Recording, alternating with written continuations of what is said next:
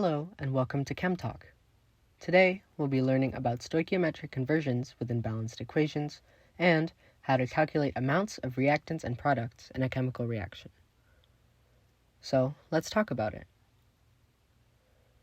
First, let's go over some key terms and concepts. We'll be utilizing some basic unit conversions between things such as atoms, moles, and grams. And we'll be using conversion factors such as molar mass and Avogadro's number. If any of these terms look new to you, check out our video called Basic Conversions, Molar Mass, Moles, and Atoms. And then come on back here. A key concept in reaction stoichiometry is the idea of a mole ratio, which, for two compounds, is the stoichiometric relationship of their quantities. To identify the mole ratio of two separate atoms or molecules, take a look at their relationship. For instance, in this molecule of methane, or CH4, there are 4 carbon atoms and 1 hydrogen atom. We have a total of 1 molecule of methane. So, the ratio of carbon to methane here is 1 to 1. For every methane atom, there is 1 carbon atom, and vice versa. The ratio of hydrogen to methane is 4 to 1. For every methane atom, there are 4 hydrogen atoms here. And, similarly, the ratio of carbon to hydrogen is 1 to 4. If we up the scale, we can use these ratios of atoms to think in ratios of moles too.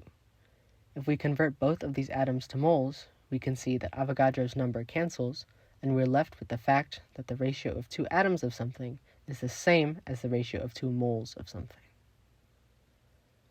Okay, so now we know a little more about mole ratios. Let's take a look into how we can apply this stoichiometrically with a quick example problem. So the question here is how many moles of oxygen are there in 3 moles of silicon dioxide, or SiO2? The first step for us is to identify the mole ratio. In every 1 mole of silicon dioxide, there are 2 moles of hydrogen. For every silicon dioxide molecule, there are 2 oxygens and 1 silicon atom. We can then establish that the ratio of oxygen to silicon dioxide is 2 to 1.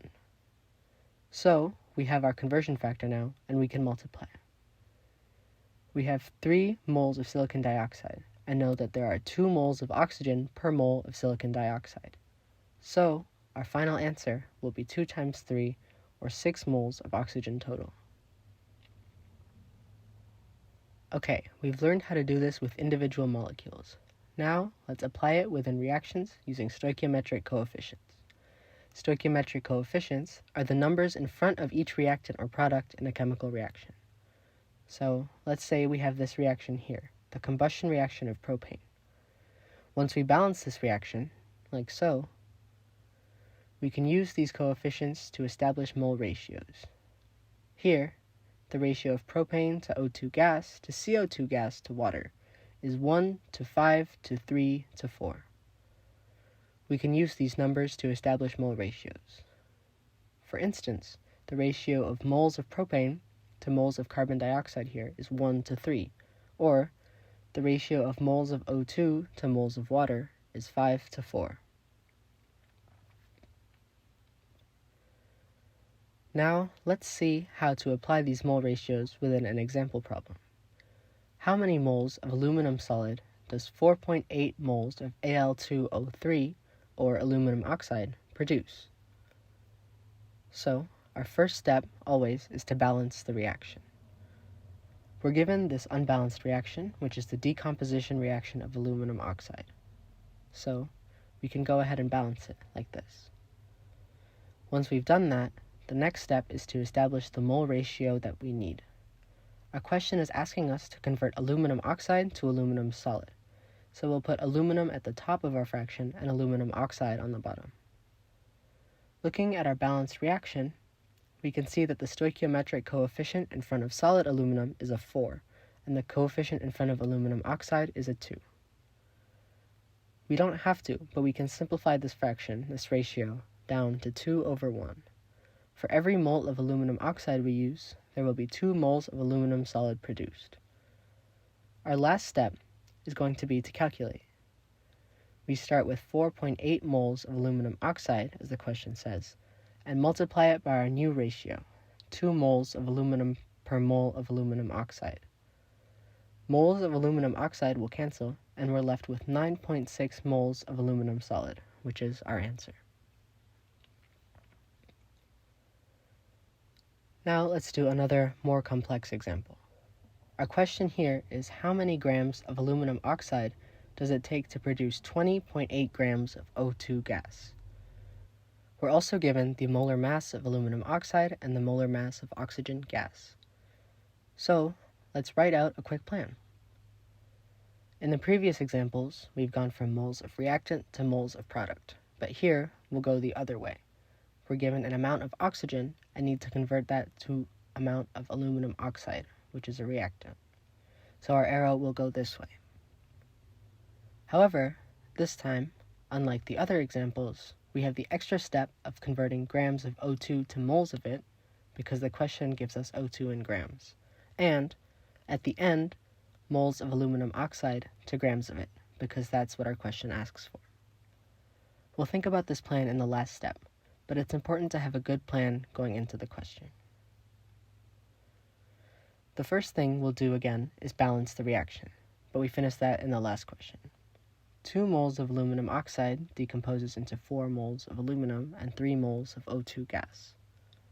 The next step, again, will be to establish our mole ratio. We're converting O2 to aluminum oxide.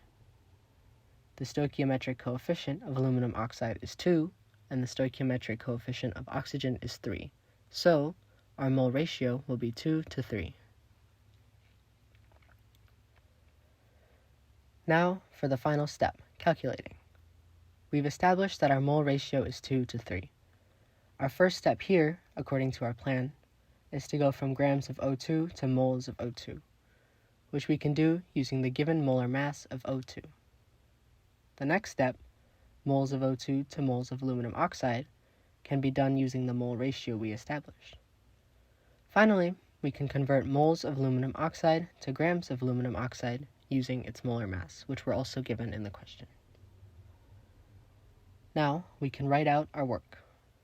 We start with 20.8 grams of O2 and multiply that by the molar mass of O2 gas. Our units cancel, and we're left with moles of O2. Next, we can convert those moles of O2 to moles of aluminum oxide using our mole ratio that we established. Now, we have moles of aluminum oxide, and as our last step, we convert that to grams using its molar mass.